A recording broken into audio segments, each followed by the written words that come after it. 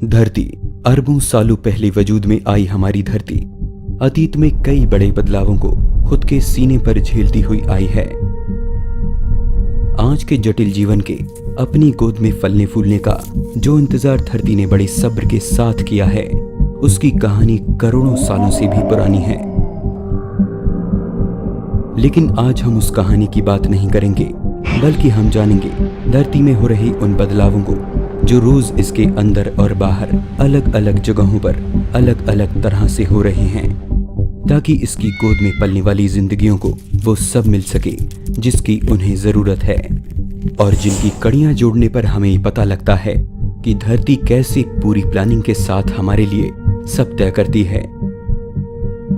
आइए मेरे साथ एक सफर पर, जहां हर रोज एक आइलैंड जितनी जमीन पैदा हो रही है, जहां धरती से जमीन के टुकड़े हवा में बहकर पूरे समुद्र को लांघकर दूसरे किनारों पर बिखरते हैं, जहां हमारी जिंदगी को आसान बनाने के लिए बर्फ, पानी और चट्टानों के अंदर कुदरत चमत्कार कर रही है। ये वो कहानी है जिसने अतीत में पनपी सभ्यताओं को भोजन दिया और जिसने लावे से भरी धरती पर जमीन पैदा की।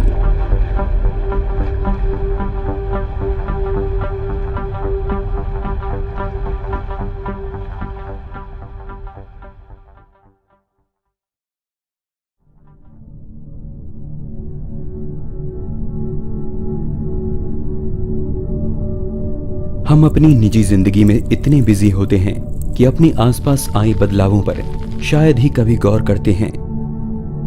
लेकिन चाहे हम गौर करें या न करें, लेकिन धरती खुद को तेजी से बदल रही है।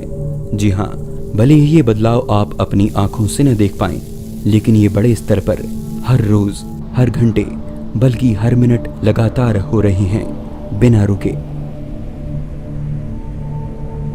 यहां तक कि जिसे हम कभी ना बदलने वाला समझते हैं, वो भी हर रोज बदल रहा है, जैसे कि हमारे पांवों के नीचे की जमीन। धरती खुद को लगातार एक बड़े स्केल पर आगे बढ़ा रही है, जिसका हर कदम मानवता का भविष्य तय करेगा। आइए अपने सफर की शुरुआत करते हैं ज्वालामुखी से। इटली के वेस्ट कोस्ट में मौजूद स्ट्रोम्बोली आइलैंड रोज अपना रूप बदलता है। यहाँ के स्थानीय निवासी हर रोज एक नई नजारे के साथ जागते हैं। एक दिन यहाँ ढलानों पर लावा दिखाई देता है और अगले दिन वो गायब हो जाता है। इसकी गतिविधियों से ऐसा लगता है मानो ये आइलैंड समुद्र के ऊपर खुद को फैला रहा हो। स्ट्रोम्बोली में लगातार हो रहे विस्फोट यहाँ के निवासियों को परेशान जरूर कर सकते हैं, पर वैज्ञानिक फिर भी यहाँ आते हैं, ये जानते हुए कि यहाँ पर आना खतरनाक है। जियोलॉजिस्ट इस जगह पर यह स्टडी करने आते रहते हैं कि एक वोल्केनो आखिर क्या कर सकता है। जब वोल्केनो में विस्फोट होता है तो भारी मात्रा में लावा बाहर आता है। लावा धरती का विस्तार करने में एक अहम किरदार निभाता है, क्योंकि यही लावा आगे चलकर जमीन में बदलता है। मैग्मा, जो कि वोल्केनो के अंदर से निकलकर उसके सरफेस पर आकर लावा बनता है और फिर लावे से चट्टान में बदलता है, वही चट्टान आखिर में जाकर जमीन का रूप लेती है। स्ट्रोम्बोली का ये वोल्केनो पिछले 24 घंटे में इतना लावा बाहर फेंक चुका है जिससे 80 स्विमिंग पूल्स भर जाएं।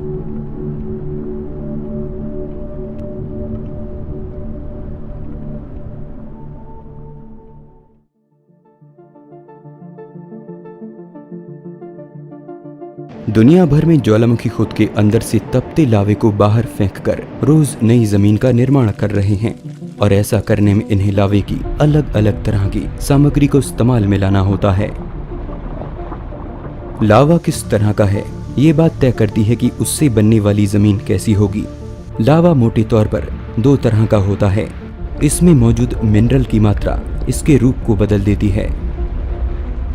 जिस लावे में मिनरल कम होता है उसे हम सिलिका कहते हैं।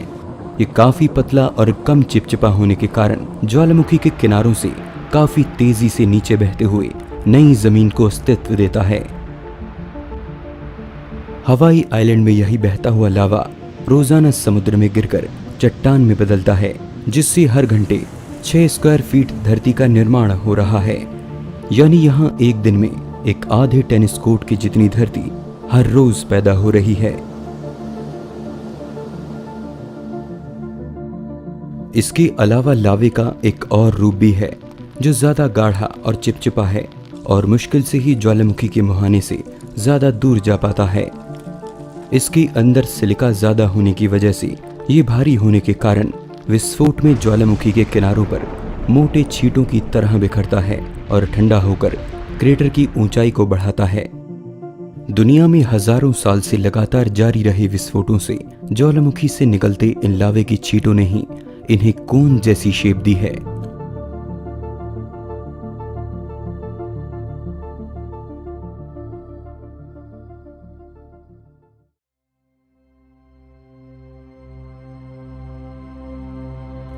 कभी कभी कुदरत कुछ ऐसा कर देती है जिस पर यकीन होना नामुमकिन सा हो जाता है।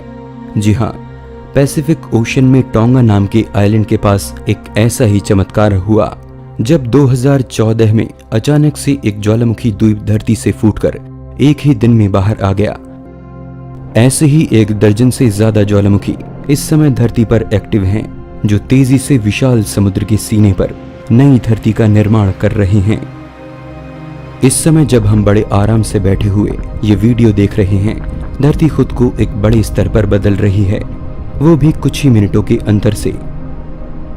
अगर बात करें 1 घंटे के अंतराल की, तो पिछले 1 घंटे में धरती पर मौजूद सभी ज्वालामुखी इतना लावा बाहर फेंक चुके हैं जिससे एक 200 मीटर ऊंचा आइलैंड बन सकता है, जिसमें 30 लाख क्यूबिक मीटर लावा होगा। करोड़ों सालों से ये ज्वालामुखी इसी तरह से धरती को नया रूप देते आए हैं। आज जिस जमीन पर हम चल रहे हैं वो कभी बहता हुआ लावा रही होगी।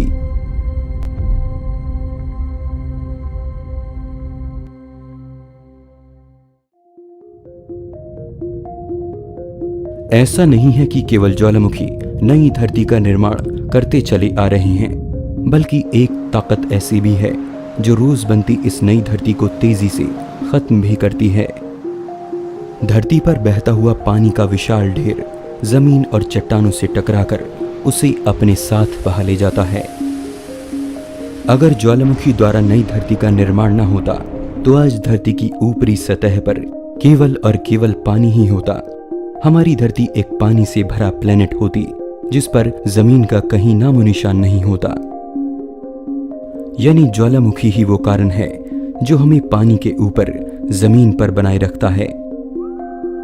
लेकिन ज्वालामुखी के अंदर हो रही इस हलचल का जिम्मेदार कौन है? वो कौन सी छिपी हुई ताकत है जो हजारों टन वजनी कठोर चट्टान को पिघलाकर उसे हवा में सैकड़ों फीट ऊंचा उछाल देने की सामर्थ्य रखती है? हमारे पैरों के ठीक नीचे धरती की गहरी परतों में मौजूद इस ताकत का जन्म रेडियो एक्टिविटी से होता है। आइए इसे आसानी से समझते हैं। धरती के अंदर 2 ताकतें काम करती हैं। पहली जो उसकी कोर से आती है, ठीक इसके केंद्र से, जहां सूर्य की सतह जितनी भयंकर गर्मी है, यानी कि 6000 डिग्री सेल्सियस। इसके अलावा धरती में इसकी कोर से ऊपर के बीच की परतों में एक और हीट पैदा होती है जिसका कारण है रेडियो एक्टिव डिके।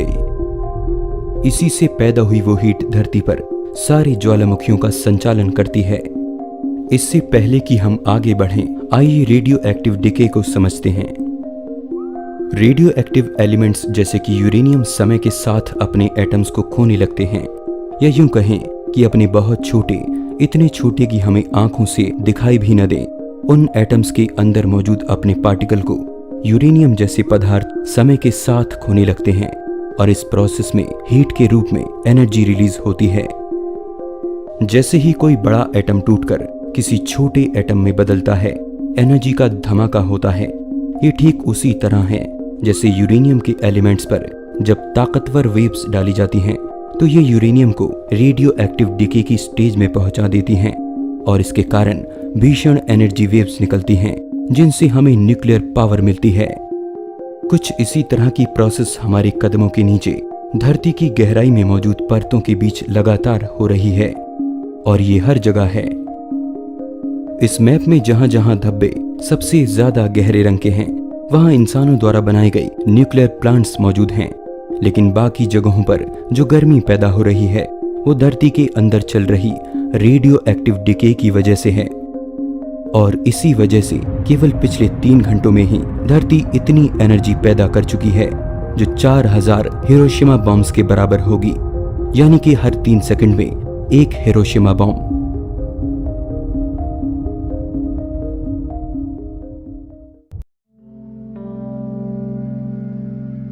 धरती पर हर रोज कुछ ना कुछ ऐसा घट रहा है जिसने इंसानी इतिहास को नए मोड़ दिए हैं। कुछ चीजें तो ऐसी हैं जिन पर शायद ही कोई ध्यान देता है, लेकिन उनका असर पूरे प्लेनेट पर हजारों सालों से होता आया है।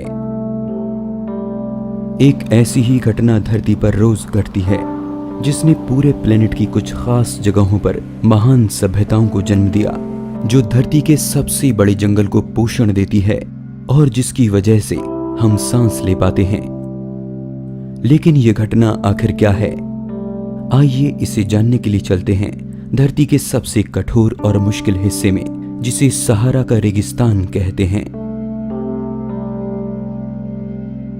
सहारा का रेगिस्तान अफ्रीका के उत्तरी इलाके में फैला दुनिया का सबसे गर्म रेगिस्तान है और मोरक्को इसकी जद में आने वाला एक देश है। इसमें ऐसे कई हिस्से हैं जहां की जमीन इतनी ज्यादा सूखी हुई है कि नमी का कहीं नामो निशान नहीं मिलता। लेकिन आप हैरान हो जाएंगे अगर मैं आपसे कहूं कि यहाँ की जमीन न सिर्फ खुद की जगह बदलती है, बल्कि हवा पर सवार होकर ये पूरे प्लेनेट का सफर भी करती है। जी हाँ, सख्त जमीन के टुकड़े समुद्र की सीमाओं को लांघकर दूसरे किनारों पर बिखरते हैं और ऐसा कई हजारों सालों से होता आ रहा है। लेकिन आइए इससे पहले ही जानते हैं कि यहाँ की मिट्टी में ऐसा क्या है जिसने पूरे प्लेनेट की अलग अलग जगहों पर उन्नत सभ्यताओं को पनपने में मदद की। विज्ञान के प्रमाण हमें ये बताते हैं कि आज जहाँ सहारा का रेगिस्तान है वो हिस्सा कभी हरियाली से भरा हुआ था। वैज्ञानिक शोध से पता चला है कि आज से करीबन 6000 साल पहले अफ्रीका का उत्तरी इलाका असल में ऐसा नहीं था। यहाँ भी कभी हरियाली हुआ करती थी और तो और इस हिस्से में पानी से भरी कई झीलें थीं। लेकिन कुछ वजहों से करीबन 4500 साल पहले यहाँ की हरियाली सूखनी शुरू हो गई और यह हिस्सा एक बेजान रेगिस्तान में बदल गया। ऐसी सुंदर हरी भरी जमीन और झीलों में जिंदगी कई रूप में यहाँ मौजूद थी, जो पानी के सूखने से इस खुश्क मिट्टी में दफन हो गई। लेकिन हजारों साल बाद आज भी उन जीवों के निशान इस मिट्टी में पोषण बनकर मिले हुए नजर आते हैं। यानी यहाँ की मिट्टी में वो पोषक तत्व मौजूद हैं जिनसे पेड़ पौधे और दूसरी प्रजातियां अपना भोजन बना सकती हैं। लेकिन हैरानी की बात है कि जो मिट्टी सहारा के इन इलाकों में सख्त जमी के रूप में यहाँ मौजूद है, उसी के अंश धरती पर यहाँ से हजारों मील दूर भी पाए जाते हैं। लेकिन ऐसा कैसे होता है, आइए जानते हैं। बहामास में पानी के नीचे मौजूद ये गुफाएं धरती की उन जगहों में से हैं जिन पर इंसान का असर सबसे कम है, यानी इनके अंदर बाहरी दुनिया से एकदम अलग माहौल पाया जाता है। लगता है जैसे हम किसी दूसरी दुनिया में आ गए हों। धरती पर पानी के नीचे मौजूद इन गुफाओं को एलियन वर्ल्ड कह देना भी शायद गलत नहीं होगा। बाहरी दुनिया से अनजान इन गुफाओं में कुछ भी जाना पहचाना नहीं लगता, सिवाय एक चीज के।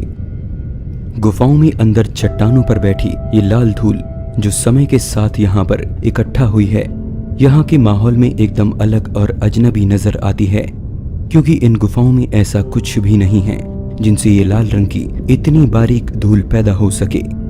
तो फिर ये धूल यहाँ पर आखिर आई कैसे? इसका जवाब हमें यहाँ से 4000 मील से भी ज्यादा दूर सहारा रेगिस्तान की उसी खुश्क जमीन पर मिलता है। जी हाँ, धूप में हजारों सालों से तप रही इसी मिट्टी की धूल उन गुफाओं में जाकर इकट्ठा हो रही है। आपको शायद हैरानी होगी और ये सवाल भी मन में उठ रहा होगा कि मुझे ये कैसे पता, कैसे मैं पूरे यकीन के साथ कह सकता हूँ कि ये धूल उसी मिट्टी की है जिसका रिश्ता सहारा की बंजर जमीन से है। जियोलॉजी में इस बात का जवाब है। एक टर्म है फिंगरप्रिंटिंग ऑफ द डस्ट, जिसमें दो अलग जगहों की मिट्टी में मौजूद वो रेयर एलिमेंट्स मैच किए जाते हैं, जिससे ये पता लग सके कि ये दोनों तरह की मिट्टी एक दूसरे से किस हद तक मेल खाती है।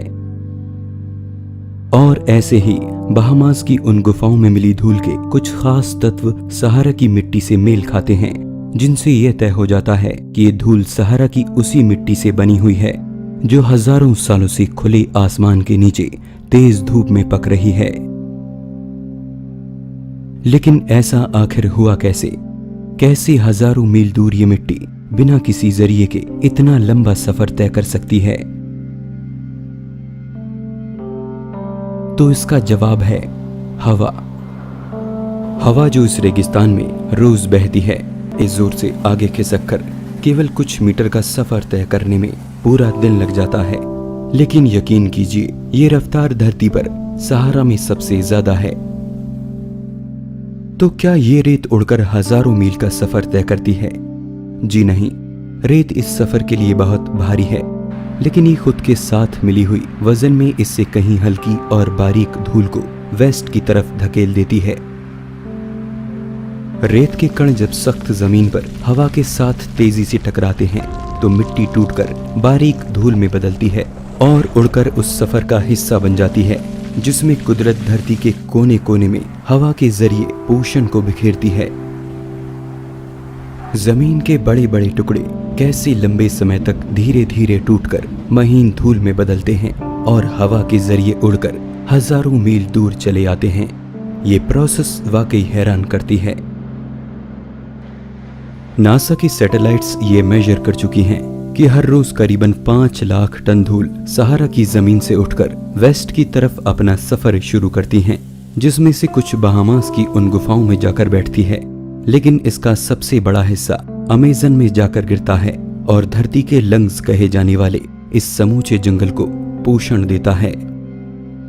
यानी कि जितनी देर में आप अपनी नींद पूरी करके उठते हैं, उतनी देर में करीबन 1.5 लाख टन धूल हवा में मिलकर सहारा से एटमॉस्फेयर में ऊपर उठती है, जिसमें से करीब 30,000 टन धूल अमेज़न में बरस जाती है। और ये सब इतनी शांति से होता है कि इसका हमें पता तक नहीं लगता। लेकिन ऐसा नहीं है कि ये धूल सिर्फ इन्हीं जगहों पर गिरती है, बल्कि अगर हम पूरी दुनिया के मैप में देखें तो इससे हमें इंसानी सभ्यता के इतिहास का पता चलता है। हवा के जहाज पर सवार पोषक तत्वों से भरी ये धूल हजारों सालों से धरती की कई जगहों पर गिरती रही, जैसे कि अमेरिका के मैदानी इलाके, पूरे रूस, मध्य यूरोप, चीन और भारत।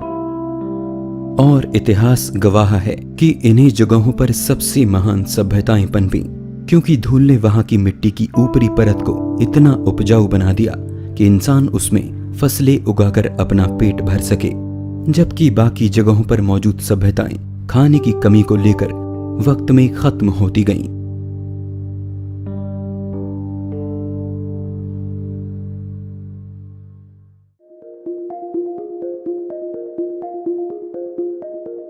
अगर हवा सूखी झीलों के पोषण को अपने साथ बहाकर सभ्यताओं को भोजन करा सकती है, तो सोचिए कि ठोस बर्फ क्या कर सकती है। बर्फ के ग्लेशियर जो कि कठोर चट्टानों पर चलते हुए कुछ ऐसा करते हैं जिससे हमारा सांसें भरना और भी आसान हो जाता है। पर्वतों पर विशाल मात्रा में जमा बर्फ का ढेर जब अपने ही वजन के कारण पर्वतों की ढलानों से नीचे खिसकने लगता है, तो धीरे धीरे चलते हुए बर्फ के इस ढेर को हम ग्लेशियर कहते हैं। लेकिन ग्लेशियर का हमारे इस वीडियो से क्या लेना देना? आइए पहले ये जानते हैं कि खरबों टन वजनी तेजी से आगे बढ़ता हुआ ग्लेशियर अपने नीचे मौजूद चट्टान के साथ क्या करता है। जब खरबों टन वजनी बर्फ का खंड कठोर चट्टान के सीने को रगड़ता हुआ आगे बढ़ता है, तो इस चट्टान को मानो खोदते हुए चलता है। चट्टान के छोटे छोटे टुकड़े टूटकर तलछट और पत्थरों के रूप में ग्लेशियर के साथ आगे बढ़ने लगते हैं। अगर आप सच में किसी ग्लेशियर के पास जाकर आवाजें सुनने की कोशिश करेंगे तो चट्टानों और बर्फ के टूटने की आवाजें आपको सुनाई देंगी। ग्लेशियर जो धीरे धीरे आगे बढ़ते हैं, लेकिन उनमें चट्टानों को छोटी मात्रा में तोड़कर अपने साथ बहा ले जाने की प्रोसेस हर वक्त जारी रहती है। हर मिनट बर्फ के ये विशाल ढेर पर्वतों को तोड़कर उन्हें छोटे पत्थरों में बदलते हैं और छोटे पत्थर आखिरकार महीन धूल में बदल जाते हैं और तब चट्टानों के अंदर छिपे मिनरल्स बाहर आते हैं। जी हाँ, ग्लेशियर की ये सारी प्रोसेस मिनरल्स को धरती से खोदकर बाहर निकालती है। अगर साइज की बात की जाए तो इस वक्त भी 2 लाख से ज्यादा ग्लेशियर 24 घंटे अपना काम करते हुए धरती को लगातार खोद रहे हैं। अगर इन्हें मिला दिया जाए तो ये एक बहुत बड़ा बुलडोजर होगा जिसका साइज फ्रांस से भी ज्यादा बड़ा होगा और जो पिछले 7 घंटे में ही जमीन के अंदर से 25 लाख टन मिनरल्स बाहर निकाल चुका है।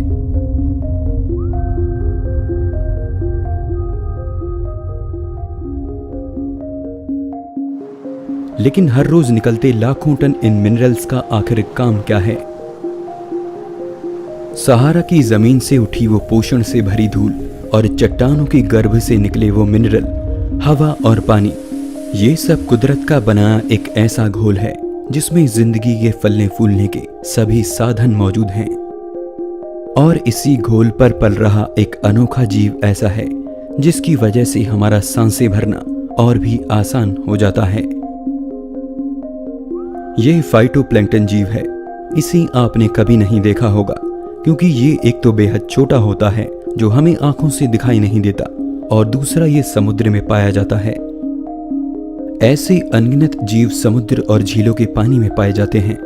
हालांकि इनका साइज हमारे साइज से खरबों खरबों गुना छोटा होता है, लेकिन फिर भी ये जिंदगी का बेहद छोटा रूप है जिनके अंदर भी जान बसती है। इन्हें हम प्लैंकटन कहते हैं और जो प्लैंकटन पेड़ पौधे जैसी कुदरत के होते हैं उन्हें हम फाइटोप्लैंक्टन कहते हैं।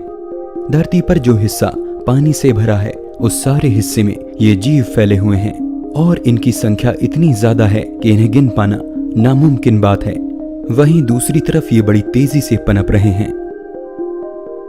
इनकी सबसे खास बात यह है कि ये हमारे द्वारा ली जाने वाली ऑक्सीजन का सबसे बड़ा हिस्सा प्रोड्यूस करते हैं। जी हाँ, कुदरत के उसी घोल और सूरज की रोशनी पर पलते हुए ये अनोखे जीव अमेज़न के जंगलों से भी ज्यादा ऑक्सीजन का निर्माण करते हैं। यानी हमारे द्वारा ली गई सांसों का सबसे बड़ा हिस्सा इन्हीं जीवों के कारण मुमकिन हो पाया है। हम इतनी आसानी से जो सांसें भर पा रहे हैं वो इन्हीं सूक्ष्म जीवों की देन है। इनके लगातार पैदा होने की रफ्तार भी बहुत ज्यादा है, इतनी ज्यादा कि पिछले 8 घंटों में 3 अरब से ज्यादा फाइटोप्लैंक्टन समुद्र में जन्म ले चुके हैं। अगर इन्हें एक जगह मिला दिया जाए तो एक 1.5 किलोमीटर ऊंचा पहाड़ खड़ा किया जा सकता है। सोचिए, हमें जिंदगी देने वाले ये बेहद छोटे जीव बिना किसी की तारीफे बटोरे न जाने कब से लगातार धरती पर अपना काम किए जा रहे हैं। और इन छोटे जीवों का महत्व यहीं पर खत्म नहीं होता, बल्कि इन्हें खाकर समुद्र के दूसरे जीव अपना पेट भरते हैं। छोटी मछलियां, जेलीफिश और स्क्विड वगैरह इनसे अपना भोजन पाते हैं। वहीं बड़ी मछली छोटी मछलियों को खाकर अपना पेट भरती हैं और फूड चेन का बैलेंस बना रहता है।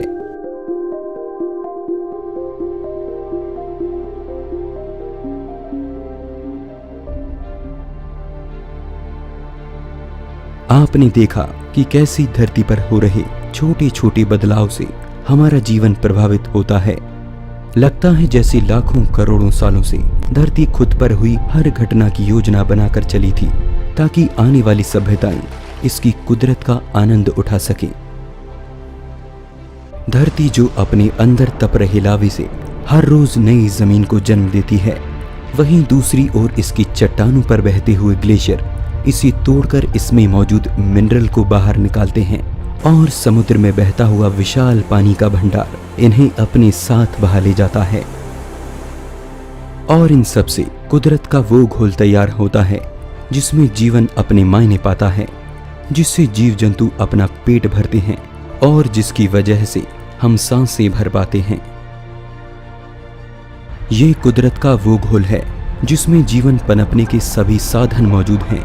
ये वो घोल है जिसे हमारी धरती ने मानो अपने खून, अपने शरीर और अपने करोड़ों सालों के सब्र से निचोड़ा है ताकि हम इसकी गोद में खेल सकें। धरती जो एक माँ की तरह अपनी कुदरत का इस्तेमाल करते हुए पोषण को धूल में मिलाकर हवा के जरिए पूरे प्लेनेट पर बिखेर देती है, जिससे इसकी गोद में पल रही इसकी संतानों को परवरिश मिल सके।